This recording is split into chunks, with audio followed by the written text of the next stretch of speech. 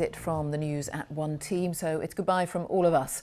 On BBC One, let's join our news teams wherever you are now. Have a good afternoon. Bye-bye.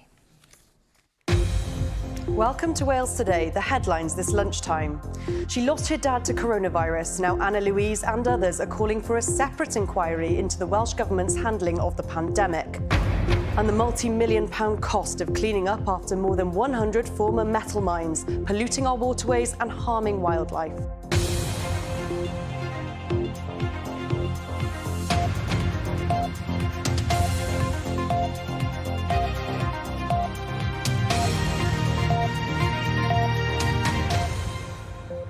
Prynhawn, good afternoon. A group of families who lost relatives in the pandemic are calling for a Wales-specific COVID public inquiry. They say decisions made here must be properly scrutinised and fear Wales will be a footnote in a UK-wide inquiry. Paul Martin reports. Ian Marsh-Rees was born in Tredegar and grew up in Bryn Mawr. His military service took him to Malaysia and Singapore. He then worked all around the world before retiring back in southeast Wales 20 years ago. He was a wonderful man and, I miss him so much. We all miss him so much. Ian had been shielding for months to protect himself from the virus. Then last October, he went into Neville Hall Hospital in Abergavenny with a gallbladder problem. We generally felt that he wasn't protected, he wasn't looked after. I felt infection control was poor. As I said, he was moved beds a number of times. The local health board has told Anna Louise 13 patients on Ian's ward tested positive for coronavirus during his time there, as well as 14 members of staff. But he was not tested on discharge. He returned to hospital days later and tested positive for COVID before his death. Your father, who you love so much that you can't put it into words. 2 weeks before having, sent them in for a gallbladder infection, and then 2 weeks later actually watching them die, gasping for breath. It's pretty awful. An Iron Bevan Health Board said its deepest sympathy remains with the Marsh-Rees family and said that at the time staff were adhering to infection control procedures outlined by the World Health Organisation. Now Anna Louise has helped form a group campaigning for a Wales public inquiry. Healthcare and social care are devolved in Wales. We don't want them to be a footnote in the UK inquiry. That's an idea the First Minister has consistently rejected. Part of my agreement to being part of a UK inquiry is that there will be within the UK inquiry a specific focus on the actions that were taken here in Wales. And I expect that to be a thorough investigation, and I expect it to offer the answers that families in Wales are entitled to have about the way the decisions were made on their behalf during the pandemic. The government reiterated that point today. Anna Louise's group are now hoping to arrange a meeting with ministers to try and change their mind as they try to understand why their loved ones died. The latest coronavirus statistics show 4 new deaths with COVID-19 in Wales and 1,728 new cases. Looking at vaccinations now, and over 2,300,000 people have had their first jab, while more than 2,150,000 have had both doses. A man has appeared at Cardiff Crown Court to deny murdering 16-year-old Weng Jin Lin in Ynys Wen in Rhondda-Cynon-Taf. Chun Zhu is accused of murdering the teenager at her family's Chinese takeaway From in next March. Tuesday. He also pleaded not guilty to the attempted murder of 38-year-old Yong Hang Shang. He's due to stand trial in November. Police are appealing for 2 possible witnesses to come forward following the death of a man who was assaulted at Butte Park in Cardiff. 3 people have been charged in relation to the murder of 54-year-old Gary Jenkins, who died earlier this month. Detectives say they're not looking for any other suspects, but the 2 people may have useful information. Stopping pollution from old lead, zinc and copper mines in Wales will cost up to £282 million. That's according to Natural Resources Wales. It's identified more than 100 old metal mines, including this one in Ceredigion, which are causing problems in nearby rivers. Scientists are developing ways to remove metal pollution from water, which they hope will help tackle the problem. From next Tuesday, all of our news services will be broadcast by the satellite providers on the back through that, looking at our failing rivers and draping over the metal mines over them. And that's using a traffic light system. We've identified 129 red mine sites and 140 amber ones. 5 Welsh places are among the record number of busies vying to become the UK's next City of Culture in 2025. It's the first time groups of towns have been able to join together for the title.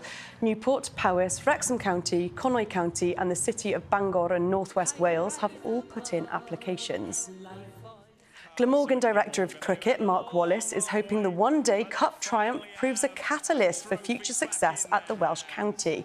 Captain Kieran Carlson led Glamorgan to their first Limited Overs Cup final victory with the 58-run win over Durham at Trent Bridge.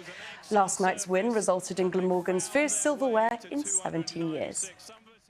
Time now for a look back at the week's main stories with Tony Evans, starting with a recap of today's top story. A woman whose father died of coronavirus says she feels she owes it to him to campaign for a Wales-specific public inquiry.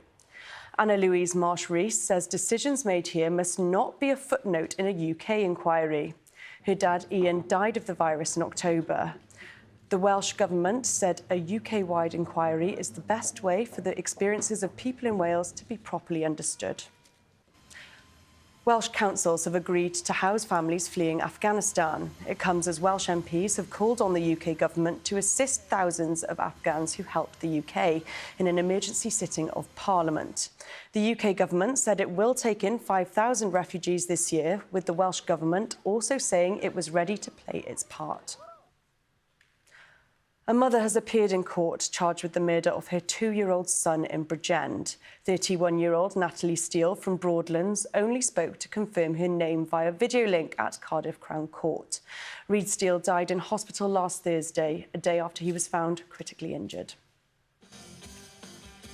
The first full day of performances at Green Man Festival has kicked off today in Crickhowell. It's estimated the festival will inject £15 million into the Welsh economy. But it does come as Public Health Wales has issued a warning to take care when attending festivals and mass gatherings. Thank you, Tony. And we'll have the weather in just a moment, but first, coming up on Wales Today at 6:30. A Syrian family who came to Cardigan as refugees say they've received a very warm welcome in Wales. 11-year-old Shadi Alchik had this to say for those coming to Wales for the first time. I feel now happy, but in the start you're gonna feel sad a bit. You lost your friends, you don't have you don't have friends, but when you get on, months and months, you will get way more happier and happier. Time to take a look at the weekend weather forecast now. And Derek, have we got anything to look forward to? We do have something to look forward to. Yes, Millie. Sunday will be the better day of the weekend. And next week looks promising with high pressure on the way. But before we get there, we've got some heavy rain to deal with, as you'll see in the moment. For this afternoon, plenty of cloud across the country. Just a few bright or sunny intervals and not dry everywhere. We do have a little rain and showers in parts of the south and west. It is a little warmer than yesterday, the top temperature around 22 Celsius with a south to southwesterly breeze. A few spots of rain here and there this evening, then a band of heavier rain over the Irish Sea will work its way eastwards later on tonight, and some of that rain heavy in the southwest, and it will be another mild night. The rain all tied to this waving weather front here, moving slowly eastwards across the UK, some of this rain heavy and thundery. So I think tomorrow we'll all see some rain at some point, a wet spell of weather, some of this rain heavy and possibly thundery in places with a Met Office yellow warning in force. But during the afternoon, it should turn drier and brighter in the south and west with 1 or 2 heavy, possibly thundery showers, and it will be a little cooler than today. A few scattered heavy thundery showers tomorrow evening. They will clear, and then it's looking drier overnight, bar 1 or 2 lighter showers and a slightly cooler night. Sunday promises to be a better day. Plenty of cloud for a while with 1 or 2 showers, but on the whole improving, turning drier and brighter. The cloud breaking with some sunshine in the afternoon and highs of 22 Celsius in the southeast. Then next week, we've got high pressure taking control. That's going to settle our weather down. It's going to turn more summer-like at long last. Temperatures generally rising into the low 20s, but 1 or 2 spots could reach 24, maybe 25 Celsius. Have a nice weekend. Millie. Thanks, Derek. Well, that's it this lunchtime. Nick Savini will be here at 6:30 with all the latest news in Wales today. Until then, from me and the Lunchtime team, have a great afternoon. Bye-bye. Hwyl fawr.